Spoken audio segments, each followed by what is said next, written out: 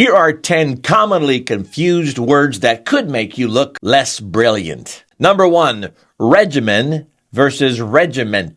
If you say you follow a strict regiment, congratulations. You've just enlisted an entire military unit to oversee your morning workout.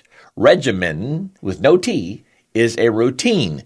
Regiment is a bunch of soldiers. Unless your gym trainer shows up in full combat gear, stick with regimen. Number 2, tortuous versus torturous with an R. A tortuous road is full of twists and turns. A torturous road makes you scream in agony because of the tortuous road. If you're describing traffic, go with tortuous, unless you're driving, behind somebody who just learned how to parallel park, and that's torturous. Number 3, eminent versus imminent, often confused. An eminent person is famous. Something imminent is about to happen. If an eminent scientist warns that disaster is imminent, listen to them. Unless it's about the dangers of eating cookie dough, then I say, live your life. Number 4, affect versus effect.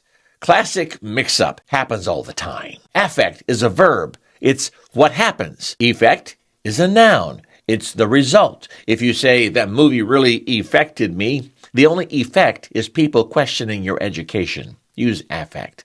And remember, affect starts with an A. Action starts with an A. Affect is an action, a verb.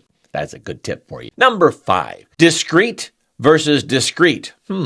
Discreet means being careful or secretive. Discreet means separate or distinct. If someone tells you to be discreet about the surprise party, you might start chopping it into sections like a pizza. Don't do that.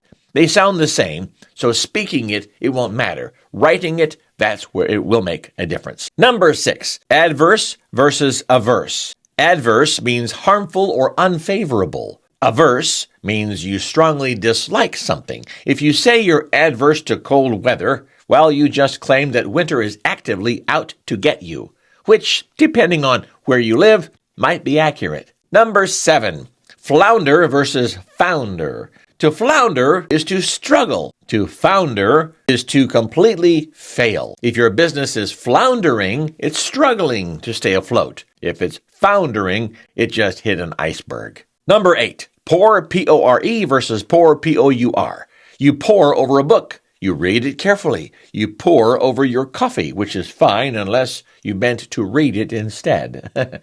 Then we'd have bigger problems. Number 9, counsel versus counsel. A council, C-I-L, is a group of people. A counsel, C-O-U-N-S-E-L, is advice. If you ask the city council for personal counsel, expect a lot of blank stares and probably a zoning permit. Number 10, perquisite versus prerequisite. Aha, that's a confusing one. A perquisite or perk is a bonus, like free coffee at work.